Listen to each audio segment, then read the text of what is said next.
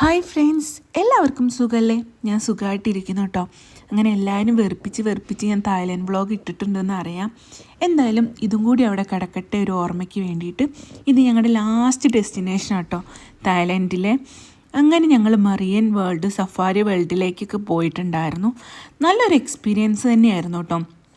സത്യം പറഞ്ഞാൽ സൂ ആണ്, പക്ഷേ ഒരുപാട് ആനിമൽസിനെ നമുക്ക് അടുത്തടുത്ത് കാണാൻ പറ്റും. നമ്മുടെ ഒറാംകുട്ടനെയും നമ്മുടെ എലിഫൻറ്റ് ഷോയും കാര്യങ്ങളൊക്കെ ഉണ്ടായിരുന്നു കേട്ടോ.